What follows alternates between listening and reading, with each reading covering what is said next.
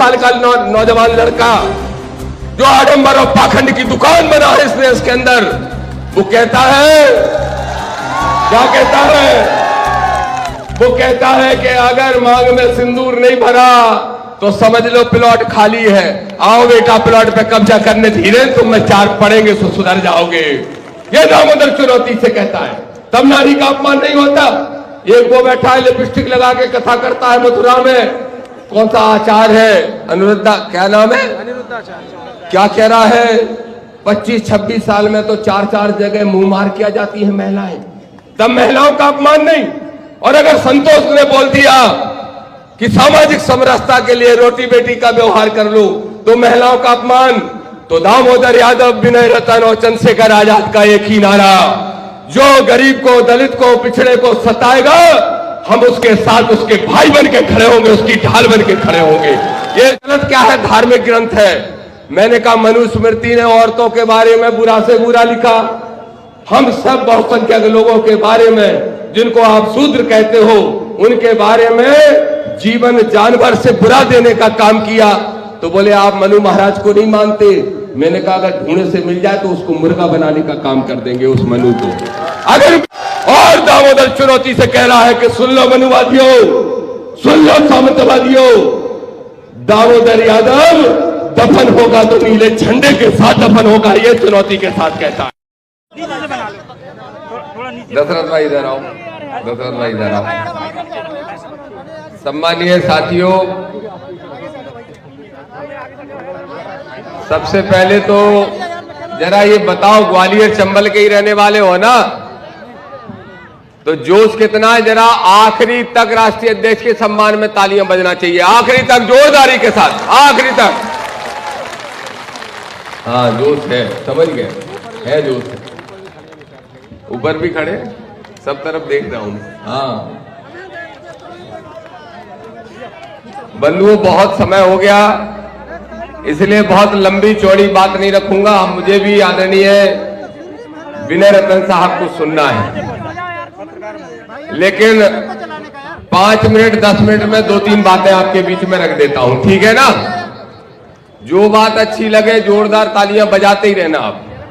जब तक मुझे तालियों की आवाज सुनाई देगी मेरी आवाज भी उतनी तेजी से गूंजने का काम करेगी, ठीक है कि नहीं?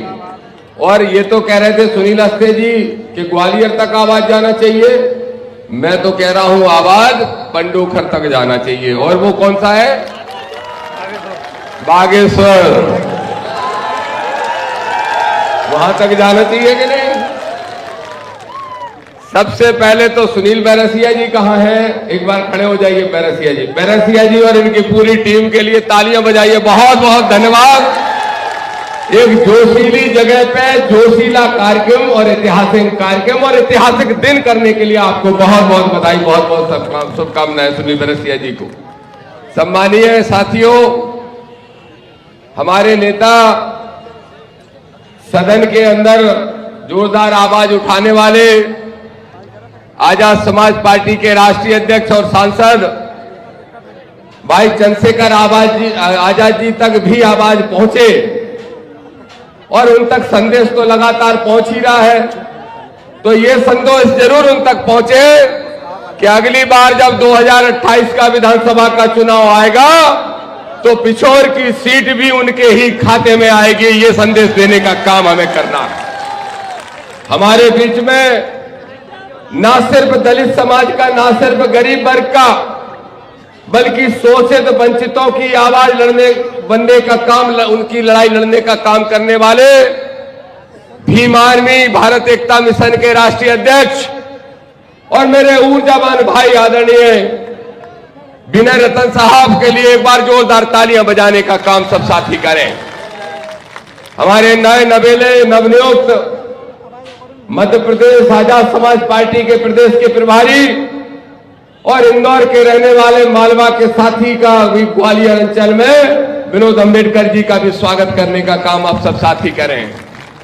हमारे पार्टी के फाउंडर मेंबर सुनील अस्ते जी, जो कि समय समय पर सबको मार्गदर्शन देने के साथ साथ सामंजस्य बनाने का काम करते हैं, पूर्व प्रदेश अध्यक्ष हमारे ग्वालियर अंचल के ही और आपके पूरे प्रदेश का आजाद समाज पार्टी का जो नेतृत्व कर रहे हैं सम्मानीय सत्येंद्र विद्रोही जी, हमारे बीच में नीरज भाई और मेरे छोटे भाई के समान, छोटे भाई के सब है हमारे सगे, लेकिन मैं जिनको अपना छोटा भाई मानता हूं, ऐसे ऊर्जावान नेता भाई अनिल गुर्जर जी के लिए भी आप सब तालियां बजाने का काम करें।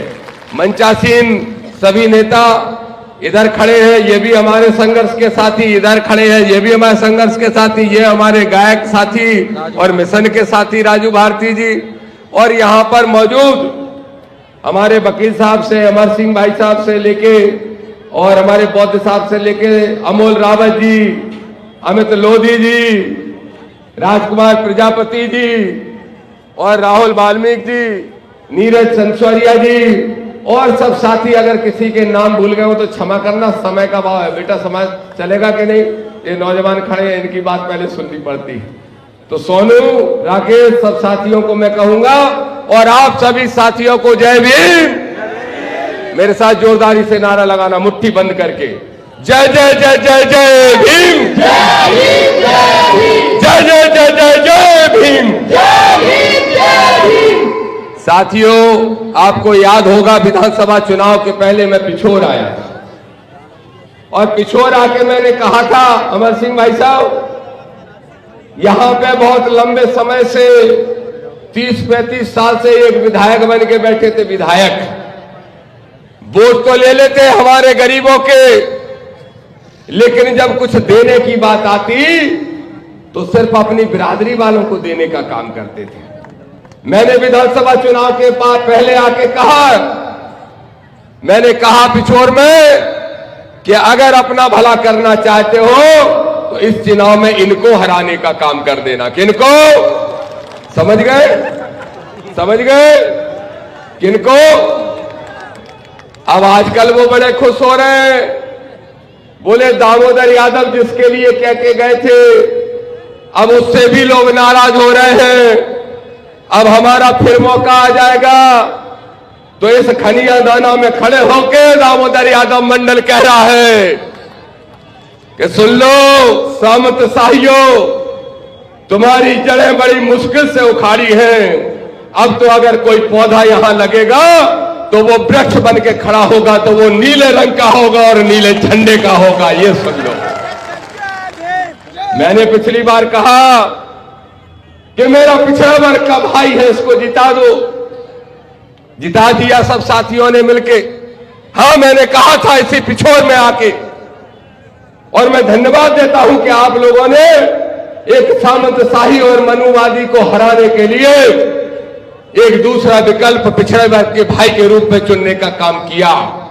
मैं जब कल उतरा एयरपोर्ट पे हवाई जहाज से, तो यहां के सांसद जी भी आए थे साथ में। सांसद जी, मुझे समझ में नहीं आता कि आपका जो सांसद है, मुझे देखते ही उसको सांप सूंघ जाता है, पता नहीं क्यों। जैसे ही मैं फ्लाइट में पहुंचा, राष्ट्रीय अध्यक्ष जी, मैंने देखा कौन बैठा, तो वो ध्यान से देख रहे थे गेट की तरफ, और जैसे ही मैं गेट पे घुसा और नजर मिली तुम्हारे महाराजा महाराजा से, महाराजा महाराजा, एक बात सुन लो मेरे भाइयों, जब तक ये राजा महाराजाओं की बिस्तर नहीं बांधोगे तब तक मध्य प्रदेश की विधानसभा में नीला झंडा नहीं फहरा सकते, ये ध्यान रखना। लेकिन इसका लाभ कई बार मनुवादी पिछड़ा वर्ग के लोगों को भी मिल जाता है, यह हमें ध्यान रखना पड़ेगा। और मैं आज कहता हूं, मिल गए आपके ही विधायक जी, फूल दे रहे थे, स्वागत कर रहे थे मुझे। कल आपने सबने देखा होगा फेसबुक पे, रील पे, कह रहे थे आपके लिए बॉस हम फूल लाए। हमने उनसे कहा कान में कि तुम हमें कल भी प्यारे थे, तुम हमें आज भी प्यारे हो, बस ये भगवा उतार के नीला पहन लो तो प्यारे रहोगे, नहीं तो प्यारे। सीधी सी बात है, सीधा संदेश है। क्यों अमित लोधी जी, ठीक कह रहा हूं? ठीक कह रहा हूं रावत जी? वो पिछड़ा वर्ग का आदमी, वो पिछड़ा वर्ग का आदमी, चाहे वो यादव हो, गुर्जर हो, दांगी हो, रावत हो, कुर्मी हो या फिर लोधी क्यों ना हो, जो अपने लठ को तेल पिलाता है उसको मजबूत करता है, और अगर गरीबों पे चलाने का काम करता है तो दामोदर खुद उसको जेल भेजने का काम करेगा। यह दामोदर का ऐलान है। लेकिन अगर वो पिछड़े वर्ग का भाई हमारे बाबा साहब का सम्मान करता है, हमारे भाई चंद्रशेखर आजाद जी के मिशन को हमारे भाई विनय रतन जी के हाथ से हाथ मिलाकर अगर सुनील बैरसिया सहित हमारे साथियों का साथ देने का काम करता है तो वो दामोदर के दिल में बसेगा और दामोदर आधी रात को उसके लिए संघर्ष करने का काम करेगा। मैं कह रहा हूं 40-50 हजार वोट है लोधी समाज के इस विधानसभा में अध्यक्ष जी, 30-35 हजार यादव भी हैं, लेकिन अहिरबार भी बहुत हैं, आदिवासी भी बहुत हैं। और मैं सबसे कहता हूं मुस्लिम भाइयों सहित एक एससी के व्यक्ति से, ओबीसी के व्यक्ति से और मानवतावादी सामान्य वर्ग के व्यक्तियों से भी एक मुट्ठी बन के तैयार हो जाओ। एक ही मकसद, एक ही नारा कि 2028 में पिछोर का विधायक बने हमारा, बस ये नारा है। ये यहां की धरती से संदेश दूंगा। 2 मिनट और बोल लूं? मुझे लगा महेंद्र रोकने वाला है। एक बात तो ये हो गई, अब जो सांसद जी है उनका इंतजाम अपन बाद में कर लेंगे, ठीक है, छोड़ दो, उनका भी समय आएगा, लेकिन छोड़ेंगे नहीं, चिंता मत करो। ये राजा महाराजाओं ने बहुत पानी भरवाए हम लोगों से, हमारे पुरखों से अपने महल बनवाए फ्री में, चिंता मत करो, उन महलों की एक एक ईंट निकाल लेंगे, एक एक ईंट। उन सारी ईंटों पे हमारा हक है, इस लोकतांत्रिक व्यवस्था का हक है, इस संवैधानिक व्यवस्था का हक है, इसलिए चिंता मत करो। एक और बात कहूंगा मेरे साथियों, संतोष वर्मा की बात होती है, संतोष वर्मा की आपने सुना, एक आईएएस ने अगर ये कह दिया कि रोटी बेटी के व्यवहार के बिना सामाजिक समरसता नहीं आ सकती, फांसी चढ़ाने लगे, उसको सूली चढ़ाने को तैयार हो गए। फिर कहा आदरणीय सांसद चंद्रशेखर आजाद जी ने इंदरगढ़ में कि कितने संतोष वर्मा मारोगे, हर घर से संतोष वर्मा, दामोदर मंडल और रविंद्र भाटी निकलेगा। तो उसके बाद घेर लिया मीडिया ने मुझे भोपाल में और बोले आप ऐसे आदमी का साथ दे रहे हो, आपके नेता साथ दे रहे हैं कि जो बेटियों का अपमान करता है। मैं कहता हूं कि संतोष वर्मा ने तो बेटी का अपमान नहीं किया था, लेकिन इस बात का जवाब दो, एक अंधा बाबा है, अंधा ऐसे ऐसे करता रहता है, पता है, ऐसे ऐसे लाइट डिम है कि लाइट फ्यूज है हमें मालूम नहीं है, लेकिन क्या कहता है, वाइफ को बोलता है W4 वाइफ इंजॉयमेंट का साधन है बोलता है, पूरे देश की नारी शक्ति का अपमान करता है, तब मनुवादियों को कौन सा सांप सूख जाता है। यह धीरेन्द्र शास्त्री 28 साल का नौजवान लड़का जो आडंबर और पाखंड की दुकान बना है इस देश के अंदर, वो कहता है, क्या कहता है, वो कहता है कि अगर मांग में सिंदूर नहीं भरा तो समझ लो प्लॉट खाली है, आओ बेटा प्लॉट पे कब्जा करने, धीरे तुम में 4 पड़ेंगे तो सुधर जाओगे। ये दामोदर चुनौती से कहता है, तब नारी का अपमान नहीं होता। एक वो बैठा है लिपस्टिक लगा के कथा करता है मथुरा में, कौन सा आचार है, अनिरुद्धा, क्या नाम है, अनिरुद्धाचार्य, क्या कह रहा है, 25-26 साल में तो 4-4 जगह मुंह मार किया जाती है महिलाएं, तब महिलाओं का अपमान नहीं। और अगर संतोष ने बोल दिया कि सामाजिक समरसता के लिए रोटी बेटी का व्यवहार कर लो तो महिलाओं का अपमान, तो दामोदर यादव, विनय रतन और चंद्रशेखर आजाद का एक ही नारा, जो गरीब को, दलित को, पिछड़े को सताएगा, हम उसके साथ उसके भाई बन के खड़े होंगे, उसकी ढाल बन के खड़े होंगे। ये चुनौती के साथ कहते हैं। दूसरा एक और बात कहूंगा, मूर्ति का विरोध हो रहा है, भीम आर्मी आजाद समाज पार्टी ने ये लड़ाई लड़ी, आदरणीय विनय रतन जी वो लड़ाई लड़ने खुद आए थे ग्वालियर में, और ग्वालियर में आके कहा कि स्टेच्यू लगा के रहेंगे।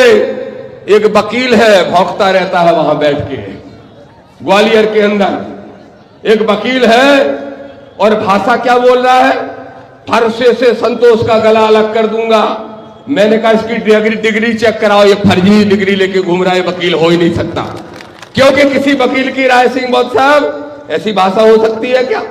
हाँ, संतरा छील के खा सकते हो, लेकिन ऐसी भाषा हो सकती है क्या? तो ऐसी भाषा बोलने वाले वकीलों को सबक सिखाते हुए बोलो, बाबा साहब की स्टैचू लगवाना चाहते हो कि नहीं लगवाना चाहते हो? हाथ उठा के बताओ। बोलो ग्वालियर में बाबा साहब की स्टैचू लगवाएंगे? तो यकीन मानो मेरे दोस्तों, मेरे साथियों, मेरे भाई बहनों, माताओं, यकीन मानो भीम आर्मी ने नारा दिया है कि जब तक ग्वालियर में बाबा साहब की स्टैचू ग्वालियर हाईकोर्ट में नहीं लग जाती तब तक हम चैन से नहीं बैठेंगे। हमारा साथ देने का काम करोगे कि नहीं करोगे बताओ। एक और बात कह के अपनी बात समाप्त करूंगा। मनुस्मृति का दहन किया था आज के दिन बाबा साहब ने, मनुस्मृति का, और मनुस्मृति का दहन मैंने कर दिया ग्वालियर भोपाल में 6 महीने पहले। पुलिस अधिकारी बोले, मुख्यमंत्री के यहाँ का एक बड़ा अधिकारी फोन करता है 1 दिन पहले, दामोदर जी सब कर लो, मनुस्मृति मत जलाओ। मैंने कहा क्यों, तुम्हारे दादा का नाम लिखा है क्या इसमें, तुम्हारे कक्का का लिखा है इसमें? तो बोले उसमें गलत क्या है, धार्मिक ग्रंथ है। मैंने कहा मनुस्मृति ने औरतों के बारे में बुरा से बुरा लिखा, हम सब बहुसंख्यक लोगों के बारे में जिनको आप शूद्र कहते हो उनके बारे में जीवन जानवर से बुरा देने का काम किया। तो बोले आप मनु महाराज को नहीं मानते? मैंने कहा अगर ढूंढे से मिल जाए तो उसको मुर्गा बनाने का काम कर देंगे उस मनु को, अगर मिल जाए, अगर जिंदा होता।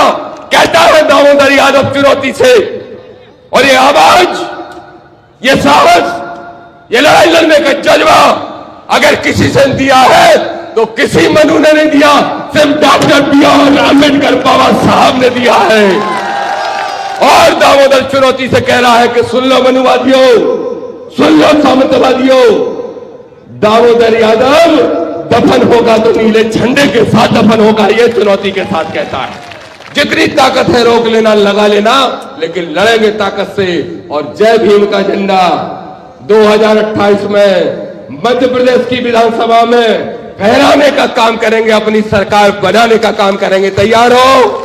बोलो पिछोर की सीट दोगे कि नहीं दोगे? कॉल खा के बताओ, जौन को मानत हो, मताई को, बाप को तो ठीक है, घरवाली को खुआएंगे हम। तैयार हो? बोलो 2028 में पिछोर की सीट हमारे जो दामन में डालोगे? वादा करते हो?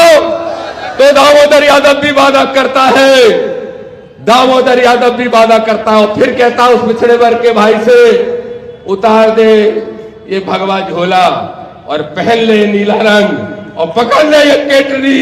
आजा मेरे पिछड़े वर्ग का जो भाई इस केटली को पकड़ेगा, जो नीले झंडे को फहराने का काम करेगा, उसको हम स्वीकार करेंगे दिल के साथ। बस इसी बात के साथ फिर कहता हूं, मनुस्मृति मुर्दाबाद, मनु विधान मुर्दाबाद, धीरेन्द्र शास्त्री जैसे पाखंडी मुर्दाबाद, आतंकवाद के, जातंकवाद के, पाखंडवाद के और आडंबर के खिलाफ है भाई विनय रतन जी की ये जंग। और ये जंग लड़ेंगे दामोदर भाई चंद्रशेखर आजाद जी के नेतृत्व में, और आप सबके हाथ से हाथ मिलाकर चलने का काम करेंगे।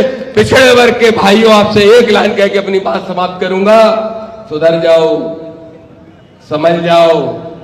कब तक पंडित जी के जूता उठा के मूड पे रखोगे?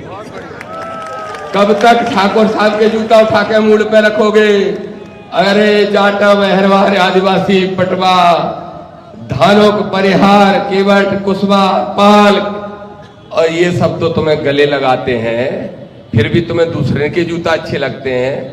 ये तो तुम्हारे गले से गला लगाकर साथ चलने को तैयार है। ए मेरे लोधी भाइयों, सुधर जाओ, बहुत बैठे हो।